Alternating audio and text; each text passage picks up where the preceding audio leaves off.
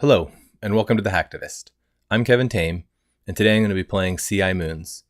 This match I'm going to be playing against a Val deck that is pretty typical Val, but it also has a few key cards that are even more hate cards towards asset spam. So this was a tough match. I know I've already shared a Val matchup, but I thought this one was another good one to show, and I have some really good plays and also mistakes that are good to highlight. So let's get right into it. So with this hand, this is like the perfect starting hand. Violet level, turtles, and Jeeves. And then drawing a piece of ice makes it even better. So what I like to do early is just install and don't res, force them to come in and deal with these assets. I don't spend any money and they waste a bunch of money. He is now at 1 credit, which now opens me up to be able to start spamming more stuff up. I have another turtles in hand, which is great. And now I just start installing stuff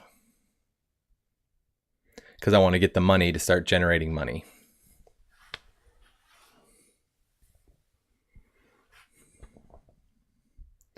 Seeing the moons here is I want to play it, but I want to wait a turn to play it because I don't have enough installable assets. So I want to draw up and set myself up for the next turn to be able to start spamming out moons. Right here, he pitches a Black Orchestra and a Paperclip, which is fine. I have Enigma, and that is good enough to protect the moons. And so even though he could come in and break it, it would still cost him a lot.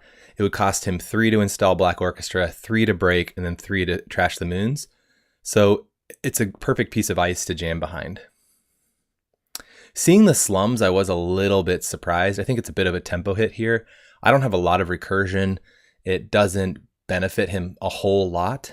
So, yeah, like for me, I'm just going to be installing stuff just to get moons counters. Now I installed this Sandberg because I want to protect it because he is trashing stuff. That is one of the things that I might want to get back with Archive Memories. So I decided protecting it was best. Seeing the informant here was interesting because I'm like, oh man, he's going to be able to gain a lot of credits and deal with my assets. So for me, it's like right here, I'm thinking, okay, I got a good play here for Project Vitruvius with Lakshmi. I go ahead and set up the Lakshmi. I have Vitruvius on the board. I'm feeling pretty good here. It should have been a tell though, because he didn't trash my Lakshmi when he saw it. So I should have noticed that he probably has Film Critic in hand, or he is planning on having Film Critic. I still think he should have trashed it because Film Critic can only hold one agenda. And so at times, if he has multi-access and he sees multiple agendas, he can't steal all of them. But this totally shifts my plan. Now what I need to do is I need to get a credit advantage and use Sandberg to score behind. So it's really important for me to have moons, get as many counters as I can on it. I'm not protecting HQ and R&D, which is a risk. However, he is being forced to check all of my assets and not draw up to draw up to be able to find indexing and other multi-access cards.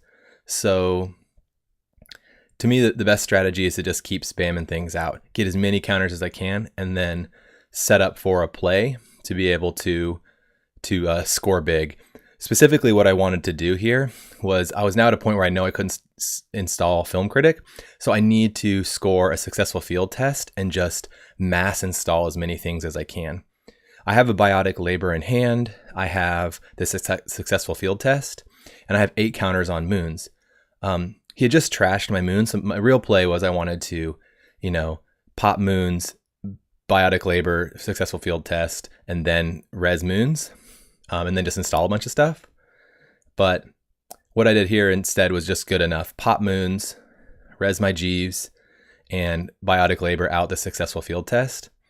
The reason you do this here is you have enough money to be able to make it really annoying, Sandberg to be really annoying. Plus, you also get to just wipe the board with tons of assets, which is really great. And what I did here is I installed the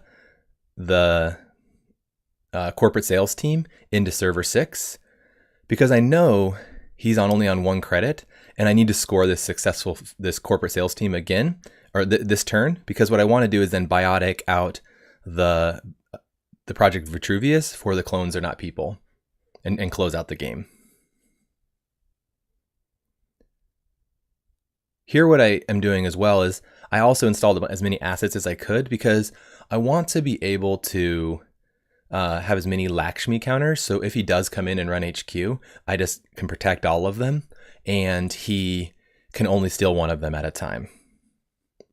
And he comments here that he's like, oh, this Sandberg is going to be a real pain. And it's a real pain for MK Ultra. Even for Black Orchestra, the Enigma and the Architects can be a real pain for him. So now I'm in a good spot here. I have my corporate sales team. I score it out. I had already spent a biotic, and so I have one in the bin, so I need to use archive memories to get it back. And so my next play here is I want to be able to archive memories and then score Vitruvius out. The risk I have here is that he runs HQ, steals my Vitruvius, and it makes it a lot more difficult for me. Or he comes in and deals with my Jeeves. I did install another Jeeves, put one on the board just for this case, so that he wouldn't, so that I could have a way to be able to score out and be able to also play the clones are not people. The thing about here is going in and hitting the Architect just kind of broke him, and it became really difficult for him to, I think it becomes more difficult for him to recover. Seeing the Violet level clearance is like actually perfect. I get the biotic labor back. A Violet level clearance gives me money and cards. I actually see another biotic labor, which makes this even easier to score out because then I can double biotic. And I'm actually now in a position where I cannot lose because I have enough counters on Lakshmi to protect every agenda. Well, I have to res this Architect. So which I do is I res this Architect to get me the 8 counters. I protect every agenda in HQ, and what this allows to do is if he does hit one, he has to put it on Film Critic, and he can't steal multiple, come in multiple times.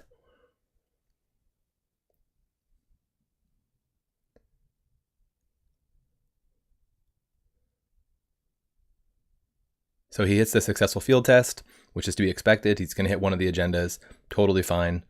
I can now score out pretty much any of my agendas. I go for the Vitruvius because that's the easiest one to score, the cheapest. Because then I don't have to double biotic. So this match, when I saw Film Critic, it changed my game plan. I need to then go to a score behind Sandberg and Ice play. The successful field test play, I think, was the key to winning this game, was being able to biotic it out, basically spread my board. I installed, I think, 6 or 7 things, also installing the corporate sales team, which sets me up for the next turn. He has to either go in and steal it, trash my Jeeves, and he doesn't know what the other things are. And I've installed 2 pieces of ice in this server, this remote, which makes it really, really tough. I only have 2 biotics in this deck, so it feels kind of risky, but that's why you have archive memories, is to get it back. Well, anyways, thanks for watching this match. This was a really tough one. I had to play completely different than what I'm used to, but I think it was still really good and good to watch, and something that you should be aware of when you play this deck. Thanks very much, and have a good rest of your day.